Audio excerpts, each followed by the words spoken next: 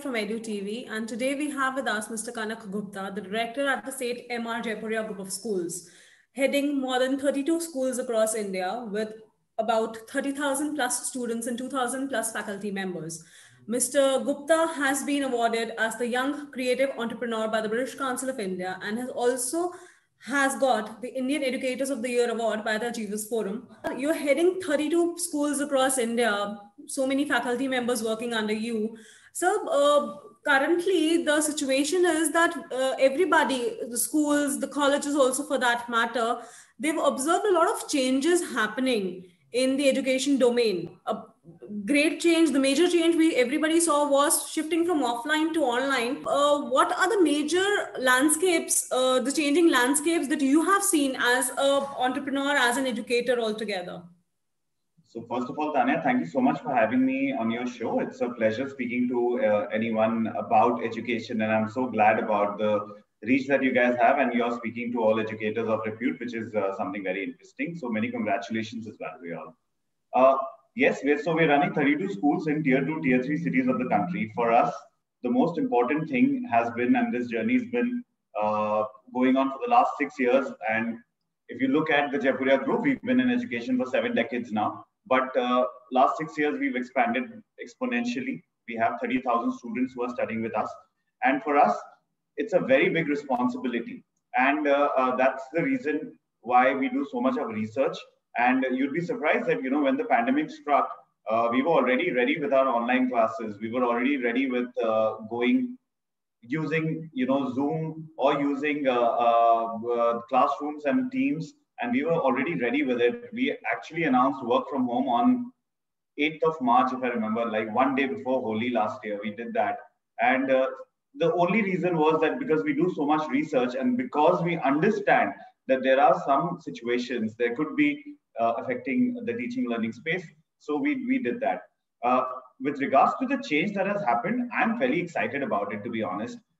From moving from only in-person learning to now a hybrid model, I am really, really excited about it. Simply because technology is no longer going to be only an enabler or only the driver or an X factor. It's a hygiene factor now. So when you look at technology as a hygiene factor, you are looking at engagement of children, you are looking at actually peer learning happening, project-based learning happening, and everything that theoretically we were putting on prospectuses is actually going to be a reality in the education space.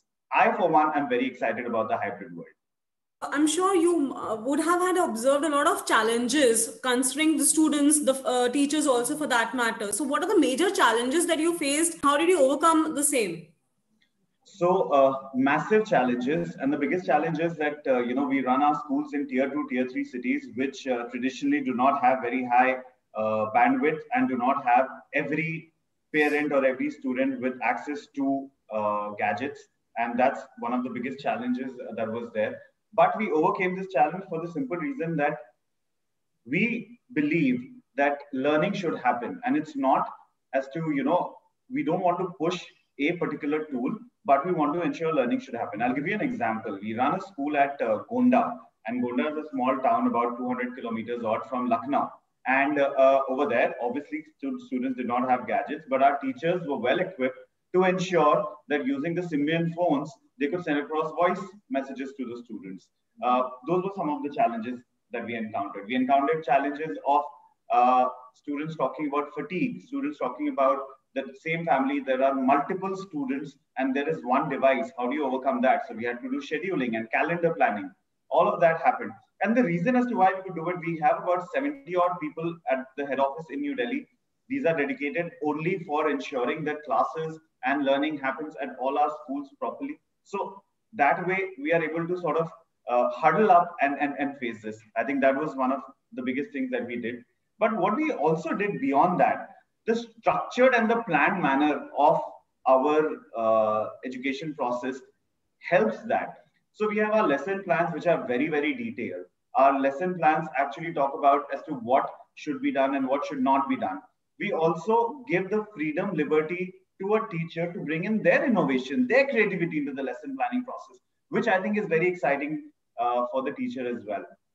Similarly, for us, the student is at the center of the teaching learning process. We do profiling and we do We maintain files of all students, because we strongly believe that it's not just about curricular and co-curricular, but also the spiritual growth that a student will see with Jaipuria School. So it's important to distinguish an X from a Y, and they are not just files. They are students with names. They are students with their own recognition and their own history and their own coming future. So it's important to identify that.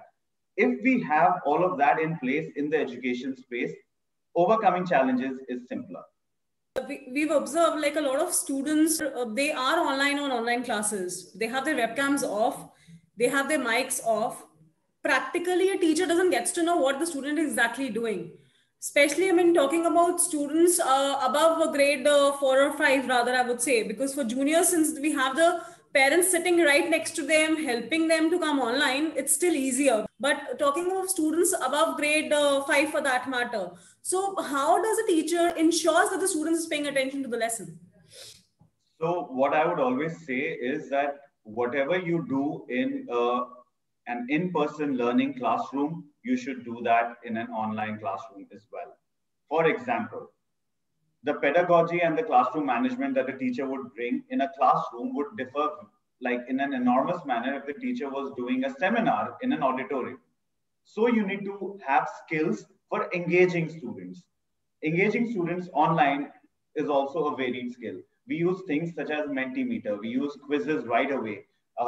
We try to engage the kids with their own background. There is conversation happening. We encourage students to ask questions. So you ask them leading questions and then they ask you back. We encourage students to have projects. For example, instead of boring students with projects which traditionally are not as exciting, what we did was we turned it around. In class 7, I'm giving you just a small example. Our students are doing projects on physics, geography, and foreign languages based on Harry Potter. And that is something so exciting for the children, right? Like it's not out of their domain because they're reading the books as well. And I think Harry Potter is brilliant literature as well. So we try to do that. And so there are 2 points to it. One, make it engaging. And second, whatever you would do in an in-person learning classroom, you should do that. So in an in-person learning classroom, you would want to engage the kids. Please engage them online. Only the methodology of engagement would be different. I have one more request, Tanya, to all the teachers, educators watching this.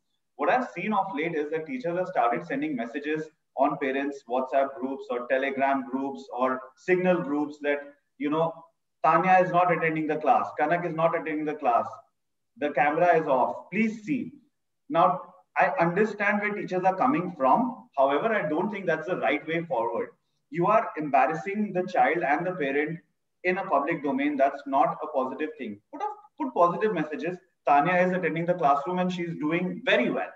Tanya's webcam was on throughout the thing. Like, put positive messages such as that. Criticize in private. I think that would work. But engage your children. I think please, all educators who are watching this, please engage your children. Do not try to bring them down, because this pandemic has been very, very hard on children. Mentally, emotionally, it's been very, very hard. It has to change. Absolutely. No, that's a very good advice, sir. I mean, this is something which is needed. Even we observe that at a lot of forums that we do. Okay, so sir, talking about students who are going to be writing their board examinations in 2021, all their classes have happened online. All their initial assessments and everything have happened online. And now they're going to do the board examinations offline, whereas they've not been able to attend the offline classes at all. So it's going to be a different experience for them altogether. So what is your message, I would say, for both the 10th standard as well as the 12th standard students? What are your tips for these students, please? So my tips for these students is, first of all, please ensure that you remember how to write.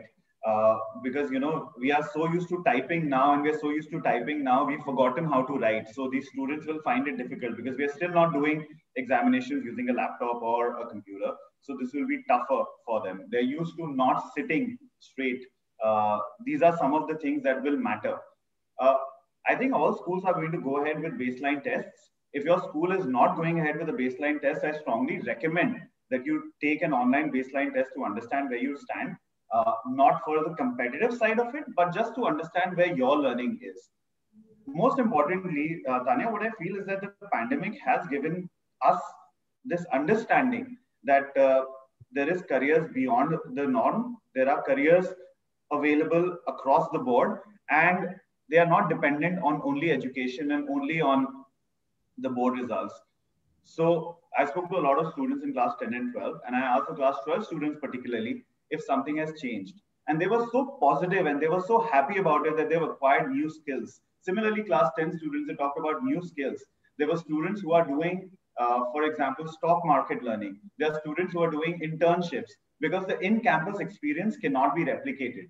The in-campus experience, the in-person learning experience will not be replicated with the online model, which is going brilliantly, by the way. I think educators have gone out of their way to make this a success. But the in-campus learning will happen. So to class 10 and 12 students, again, I know that this has been a very tough time, but there are more avenues available.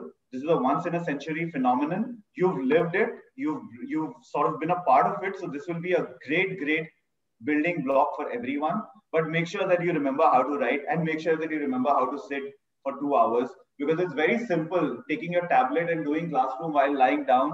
And yes, Kanak sir lecture de rahe hain, koi baat nahi, but like, let's just keep browsing. It will happen. It has happened, but we need to come out of it now. Right. Absolutely. I think that was something which was needed for students. Everybody, I mean, even we for that matter, have now do not have the habit to write down things. We are on our emails, we're on our systems every time. Right. So thank you so much, Kanak sir. Thanks, Tanya. Thank you so much.